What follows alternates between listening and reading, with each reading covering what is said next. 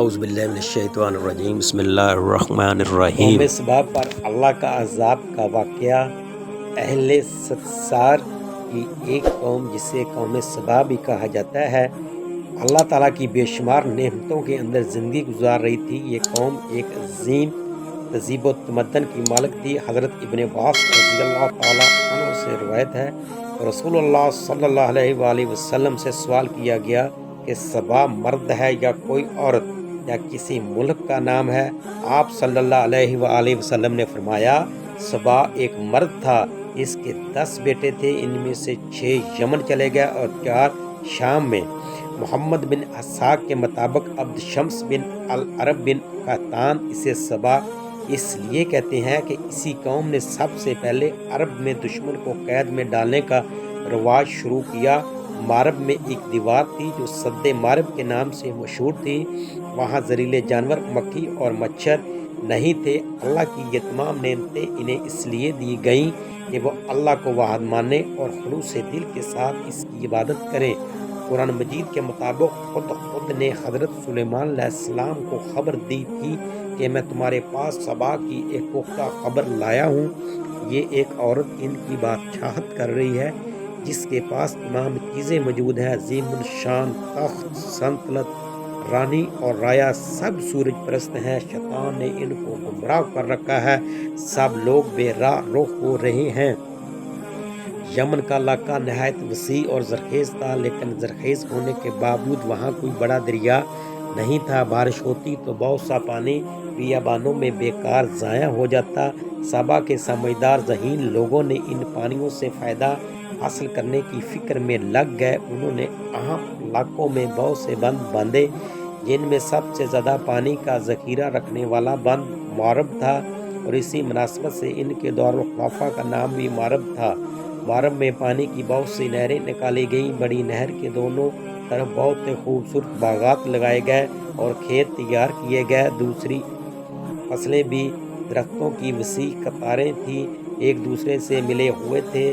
قتادہ بیان کرتے ہیں کہ سبا کے علاقے میں درختوں پر اتنے پھل لگا کرتے کہ جب کوئی آدمی اپنے سر پر ایک ٹوکری رکھ کر ان کے نیچے سے گزرتا تو درختوں سے اتنے پھل گرتے کہ تھوڑی ہی دیر میں ٹوکری بھر جاتی اور پھلوں کو ہاتھ سے توڑنے کی ضرورت نہ تھی۔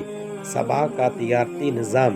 قوم سبا کی خوشحالی کی دوسری وجہ ان کا بہترین تجارتی نظام تھا۔ ان کی تجارتی شاہراہ کو اللہ نے امام مبین کے الفاظ سے تعبیر کیا ہے۔ اسی تجارتی شاہراہ پر قریش کے تجارتی قافلے مکہ مکرمہ سے شام تک جاتے تھے۔ یہ تجارتی شاہراہ اس لحاظ سے اہم تھی کہ اس کے نزدیک آبادیاں موجود تھیں، یہاں مسافروں کو کھانا اور پانی آسانی سے مل سکتا تھا۔ ایک بستی میں قیام کی صورت میں اگلی بستی سامنے نظر آنے لگتی تھی۔ کوئی شخص جس وقت بھی آرام کرنا چاہتا وہ کر سکتا تھا۔ اس تجارتی شاہراہ پر بکثرت آمد و رفت رہتی تھی، اس لیے لوٹ مار کا خطرہ نہیں تھا۔ اس لحاظ سے اس علاقے کا تجارتی سفر دوسرے علاقوں کی نسبت بہت آسان اور پرامن تھا۔ قوم سبا کی جانب 13 انبیاء کرام علیہ السلام بھیجے گئے۔ اس قدر نعمتیں میسر ہونے کے بعد قوم سبا اپنی خوشحالی میں مست ہو کر رہ گئی کہ اللہ نے ان کی طرف اپنے انبیاء کرام علیہ السلام بھیجے۔ روایت ہے کہ وقتاً فوقتاً ان کی طرف 13 انبیاء کرام علیہ السلام بھیجے گئے، لیکن بدقسمت قوم نے یہی سمجھا کہ ان کی معاشی اور زرعی ترقی کا اصل سبب تو ان کا نظام آبپاشی، ذہانت اور محنت ہے، اس میں اللہ کے انعامات کا کیا دخل۔ انہوں نے انبیاء کرام علیہ السلام کی دعوت کی تکذیب کی، ان کو جھٹلایا۔ اللہ نے اپنی رحمت سے انہیں سنبھلنے کا کافی مہلت دی، مگر انہوں نے اس سے کچھ فائدہ نہ اٹھایا۔ سبا کا سارا قابل کاشت علاقہ زیر آب آ گیا، فصلیں اور کھیتیاں تباہ ہو گئی۔ نتیجہ یہ ہوا کہ سارا علاقہ برباد ہو گیا۔ کچھ مدت بعد زمین خشک ہوئی تو پورا آبپاشی کا نظام تباہ ہو چکا تھا، جس کی وجہ سے اس سرزمین میں کسی چیز کے اگنے کی کوئی صورت باقی نہ رہ گئی تھی۔ کچھ عرصے کے بعد اس سرزمین پر خاردار پودے، دھور کے درخت اور اسی طرح کی دوسری چیزیں پیدا ہو گئی۔ اگر کوئی کھانے کی چیز وہاں اگی تو چند بیریوں کے درخت تھے، جن میں سے وہ لوگ کسی حد تک اپنا پیٹ بھر سکتے تھے۔ یہ تھا ان کی زرعی ترقی کا حشر جس پر وہ لوگ اس قدر فخر کیے ہوئے تھے۔ اللہ تعالیٰ نے قوم سبا کے اس ہلاکت خیز سیلاب کا تذکرہ کرتے ہوئے قرآن مجید میں فرمایا تو انہوں نے اعراض کیا، چنانچہ ہم نے بھیج دیا ان پر سیلاب بہت زور کا، اور ہم نے بدل دیے ان کے 2 باغوں کی جگہ اور باغ جن میں کڑوے، کسیلے پھل، جووں کے درخت اور کچھ تھوڑی سی بیریاں تھی۔ ان لوگوں کی زرعی معیشت کی تباہی ان کی تجارتی ترقی کا باعث بن گئی۔ جب مال کی پیداوار ہی نہ رہے تو پھر تجارت کیسی؟ اس کا دوسرا نتیجہ یہ ہوا کہ وہ بڑی آبادیاں جو اس تجارتی شاہراہ کے کنارے آباد تھی وہاں سے اٹھ کر دوسرے مقامات کی طرف چلی گئی، کیونکہ ان کا انحصار بھی زیادہ تر انہی تجارتی کافروں پر تھا جو اس علاقے سے گزرتے تھے۔ اسی طرح سبا کی بستی کی تمام آبادیاں تباہ و برباد ہو کر رہ گئیں۔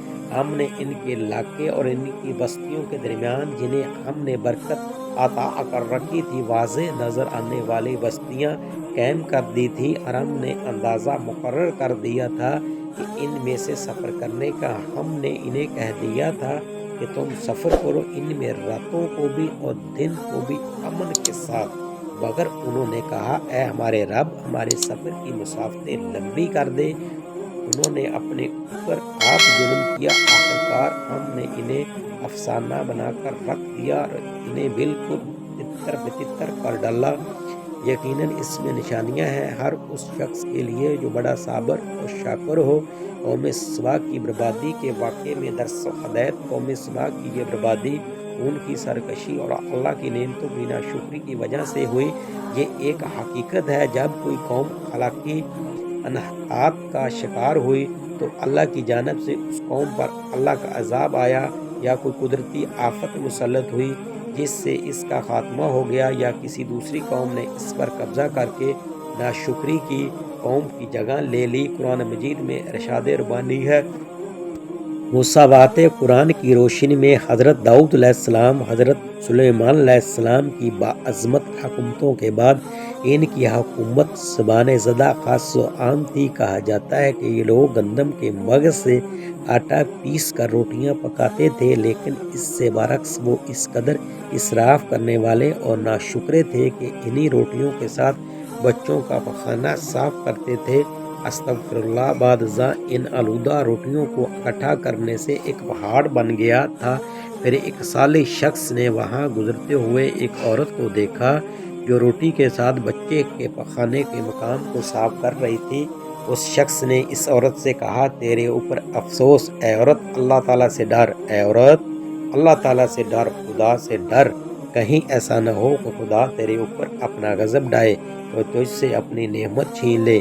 اس عورت میں جواب میں مذاق اڑایا اور مغرورانہ انداز میں کہا جاؤ جاؤ، گویا کہ مجھے بھوک سے ڈرا رہے ہو۔ جب تک ساتھ جاری ہے مجھے بھوک سے کسی قسم کا کوئی خوف نہیں ہے۔ کوئی زیادہ عرصہ نہیں گزرا تھا اللہ تعالیٰ نے ان لوگوں پر اپنا غضب ڈایا، پانی جو کہ زندگی کی بنیاد ہے ان لوگوں سے چھین لیا، یہاں تک کہ قحط نازل ہوا۔